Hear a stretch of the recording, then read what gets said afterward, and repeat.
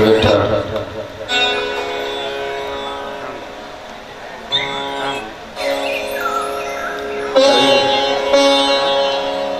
पुंडलिक वरदा हरि विठ्ठल श्री ज्ञानदेव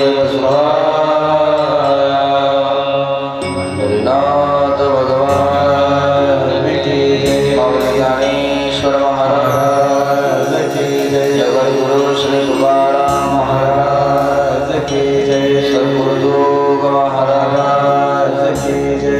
श्री शिव महापुराण की जय। श्री शिवशंकर भगवान की जय। नमः पार्वती पतये हर हर महादेव। हरि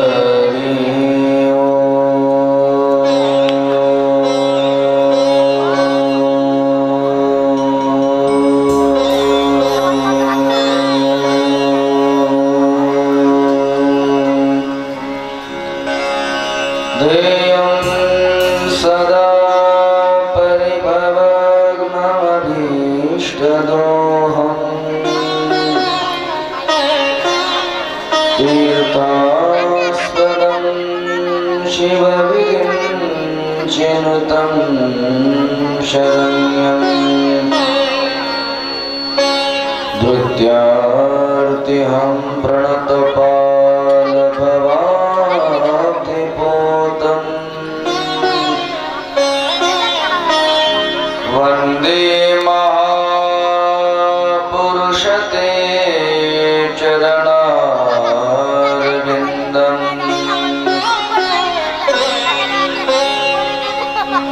कर्पूरगौरं करुणावतारम्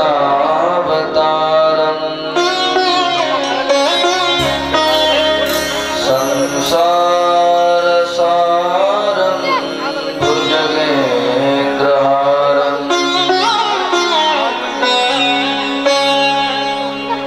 सदा वसन्तं हृदयारविन्दे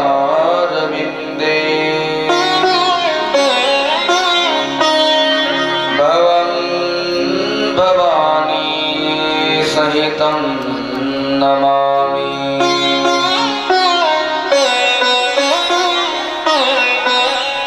नारायणं नमस्कृत्य नरं चैव नरोत्तमं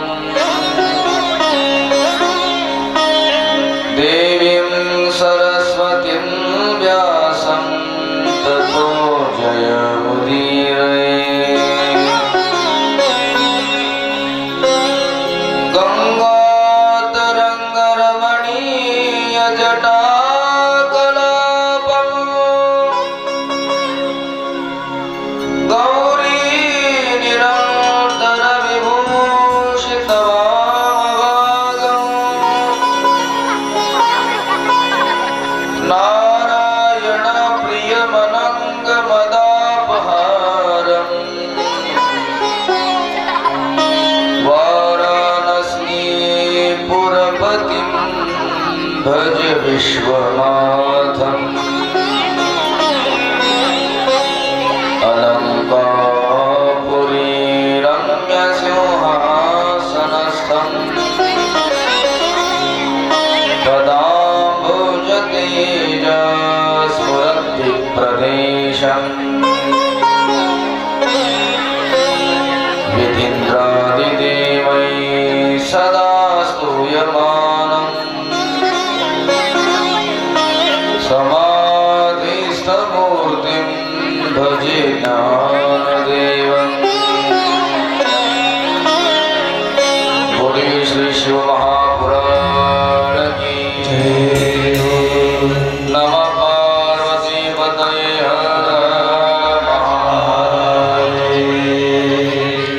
आपल्या मनाला आणि वाणीला पवित्र करण्याकरता काही क्षण भगवंताचं नामचिंतन। भोलेनाथ तुम्हारे जय जय हो। भोलेनाथ तुम्हारे जय जय हो। भोलेनाथ तुम्हारे जय जय हो।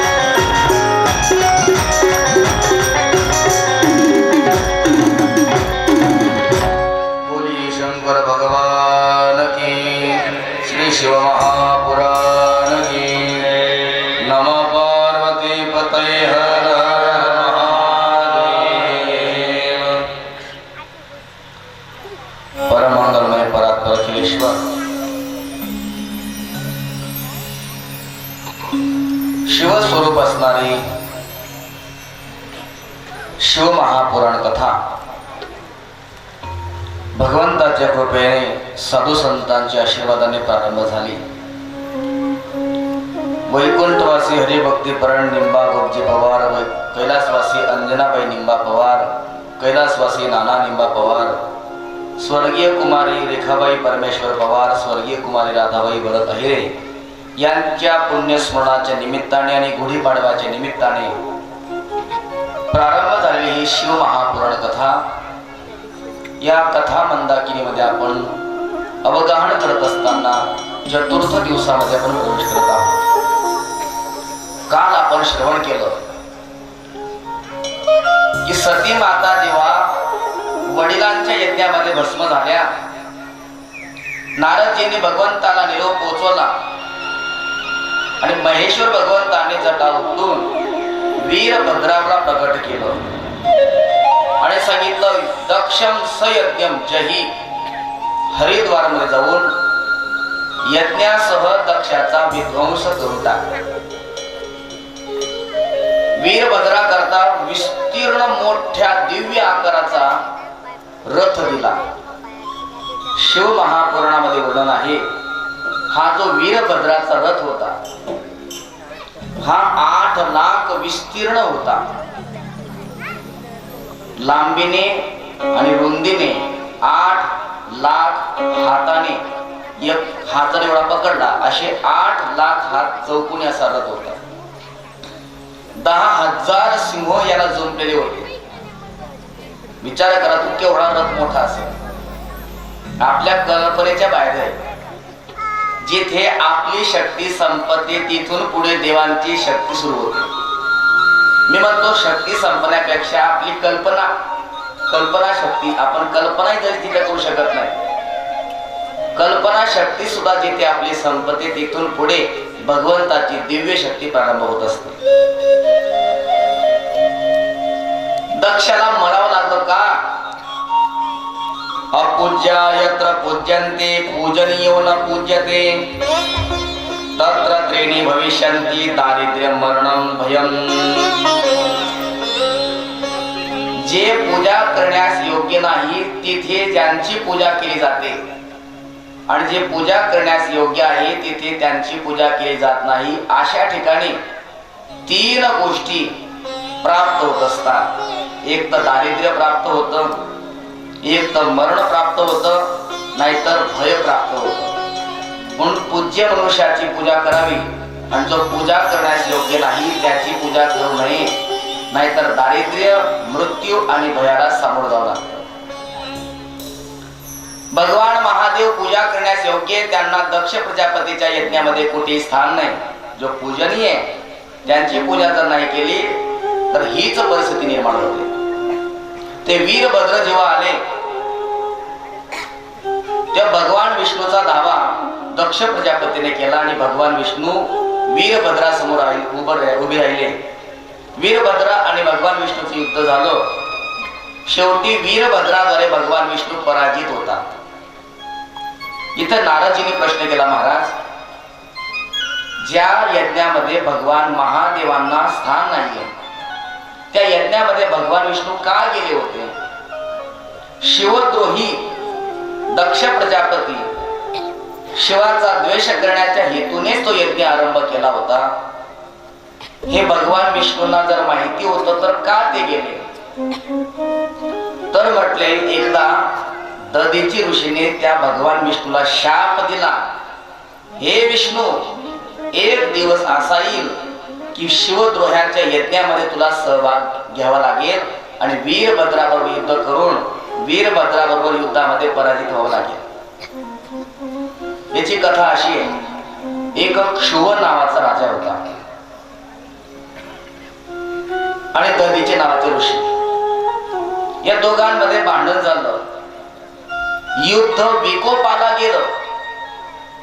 तेव्हा या क्षुव नावाच्या राजाने दधीचे नावाच्या ऋषीचा शिरच्छेद करून टाकला, मृत्यू प्राप्त झाले.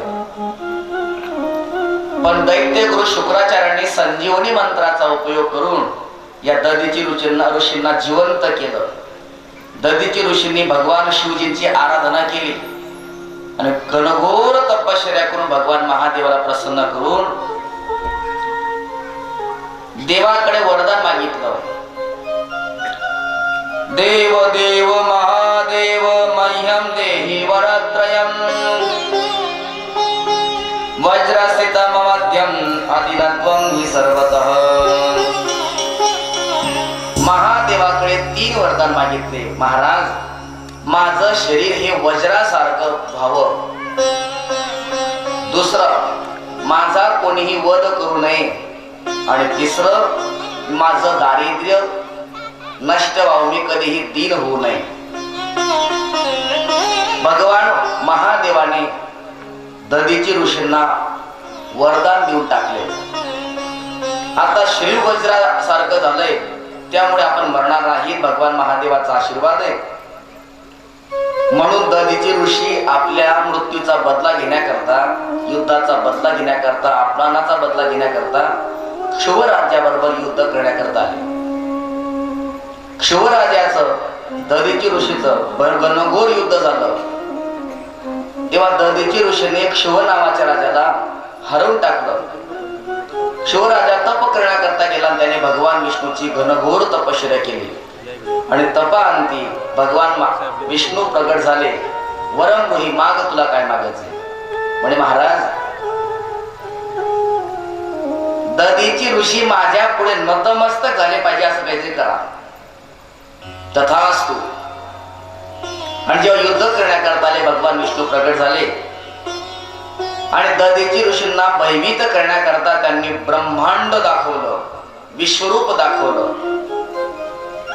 तर मला दधीची ऋषी सुद्धा काही कच्चे नव्हते. त्यांनी आपल्या पिंडामध्ये संपूर्ण विश्वरूपाचं दर्शन घडवलं. त्यावेळेला शिवराजा सुद्धा दधीची ऋषींना शरण आला. पण दधीची ऋषींना क्रोध आला भगवान विष्णूवर की तो एका राजाचं ऐकून एका साधूला भयभीत करण्याकरता आला. म्हणून जा विष्णू, 1 दिवस तुला शिवद्रोहाच्या यज्ञामध्ये सहभाग घ्यावा लागेल आणि वीरभद्राबरोबर तुम्हाला युद्ध करावं लागेल. आणि या शापामुळे भगवान विष्णू या दक्ष प्रजापतीच्या यज्ञामध्ये सहभागी झाले. वीरभद्राने भगवान विष्णूला पराजित करून पळून लावलं. त्यानंतर दक्ष प्रजापतीचा वध केला. परंतु सर्व देवी देवता भगवान महादेवाकडे गेले, त्यांना प्रसन्न केलं, यज्ञ संपन्न करविला. यानंतर रुद्र संहितेमध्ये जे 5 खंड आहेत, पहिला खंड आहे युद्ध सृष्टी खंड, दुसरा खंड आहे सती खंड. हे 2 खंड संपले. आता तिसरा खंड सुरू होतोय, याचं नाव आहे पार्वती खंड. पार्वती खंडामध्ये नारदजींनी आपल्या वडिलांना अर्थात ब्रह्मदेवाला प्रश्न केला, महाराज, सती माता यज्ञामध्ये जळून भस्म झाल्या, पण त्याच सती माता पार्वती मातेच्या रूपामध्ये कशा प्रकारे जन्माला आल्या, त्यांच्या जन्माची आणि शिवविवाहाची विस्ताराने आम्हाला कथा सांगा. ब्रह्मदेवाने सांगायला सुरुवात केली. ते पार्वती खंडाला प्रारंभ होतो. म्हटले पार्वती मातेचा जन्म झाला मेना मातेच्या उदरातून.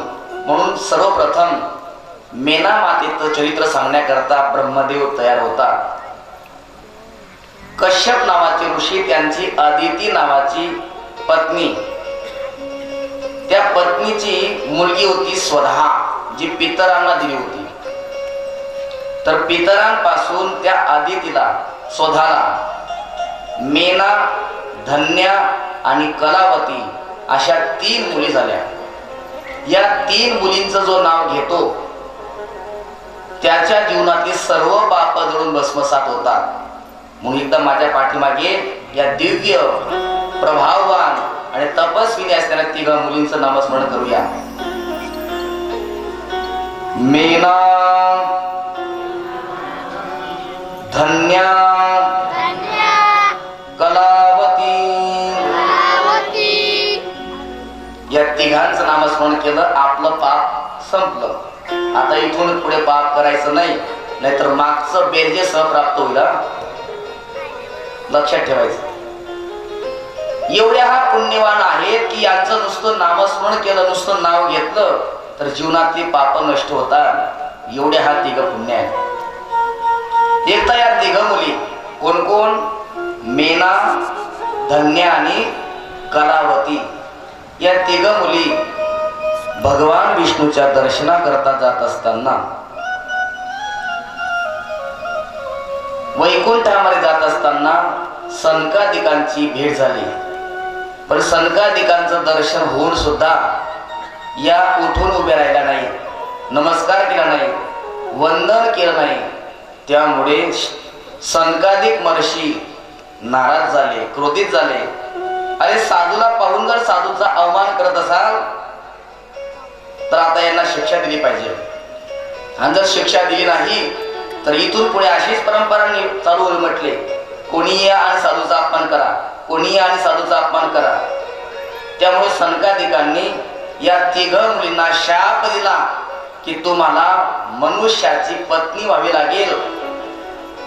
तेव्हा तिघ मुली सनकादिकांना शरण आल्या. म्हटले महाराज, तुमचा अवमान करण्याचा आमचा उद्देश नव्हता, आम्हाला क्षमा करा. संत महात्मे जेवढ्या लवकर क्रोधित होतात तेवढ्या लवकर शांतही होतात. प्रसन्न झाले आणि सांगितलं की आमचं जे शाप तुम्हाला लागलाय, तुम्हाला मनुष्याची पत्नी व्हावं तर लागेलच, परंतु तुम्ही अशा मनुष्याच्या पत्नी होणार की तुमच्या उदरातून साक्षात देवी प्रगट होणार, आदिशक्ती प्रगट होणार. विष्णुरंशस्य शैलस्य हिमधारस्य कामिनी ज्येष्ठा भवतु तत्कन्या भवशेते व पार्वती. मेना नावाच्या कन्येला आशीर्वाद दिला की तू हिमालयाची पत्नी होशील आणि तुझ्या उदरातून साक्षात आदिशक्ती पार्वती रूपामध्ये प्रगट होईल. बोल पार्वती मैया की. त्यानंतर 2 नंबरची जी होती धन्या, तिला सांगितलं की तू जनकाची पत्नी होशील आणि तुझ्या उदरातून साक्षात लक्ष्मीच सीता मातेच्या रूपामध्ये प्रगट होईल. बोल सीता मैया की. आणि तिसरी जी मुलगी होती तिचं नाव होतं कलावती. तिला सांगितलं की तू वृषभानू त्या गवळ्याची पत्नी होशील, तुझं नाव मृत्यू लोकामध्ये कीर्ती देवी असं असणार आहे आणि तुझ्या उदरातून साक्षात राधा राणीचं प्रागट्य होणार.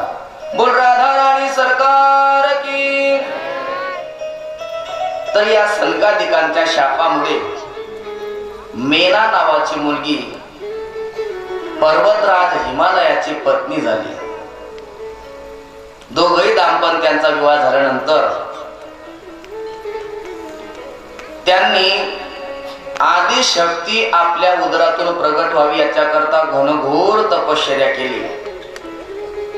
आदिशक्तीची स्तुती केली. तपश्चर्या केल्यानंतर आदिशक्ती जगदंबिका माता प्रगट झाल्या. महामायां जगद्धात्री चंडिकां लोकधारिणीं प्रणमामि महादेवीं सर्वकामार्थदायिनीं. जगदंबिका माता प्रगट झाल्या. वरमगृही माग, तुला काय मागायचंय? तेव्हा मेना मातेने त्या जगदंबिका मातेला वरदान मागितलं. प्रथमं शतपुत्रामे भवन्तु जगदंबिके. हे जगदंबिके, सर्वप्रथम मला 100 पुत्र व्हावे. पश्चात तथैका तनया स्वरूप गुणशालिनी कुलदानंद करी भुवन त्रय पूजिता. आणि 100 मुलं झाली. थोडासा आवाज कमी ठेवा, डबल जो घुमतोय ना तो कमी करून टाका. प्रत्येक शब्द समजला पाहिजे लोकांना. 100 मुलं जन्माला आल्यानंतर त्या पश्चात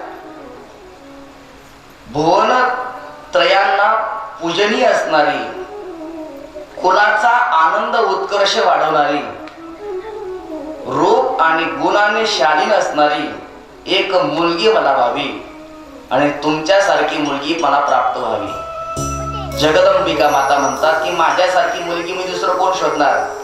तुम्ही चिंता करू नका, मीच तुमच्या उदरातून पार्वतीच्या रूपामध्ये प्रगट होणार. आपल्यासारखी मुलगी आमच्या उदरी यावी अशी तुमची इच्छा आहे ना, तर मीच तुमच्या उदरी पार्वतीच्या रूपामध्ये जेव्हा प्रगट होणार, माझा तुम्हाला आशीर्वाद देईल. 100 पराक्रमी पुत्रांची तुम्ही आई होणार. क्षत्रपुत्र संभवंतु भवत्या वीर्य संयुता. आणि ते 100 मुलं झाल्यानंतर स्वतःहम संभविष्यामी संतुष्टा भव भक्ती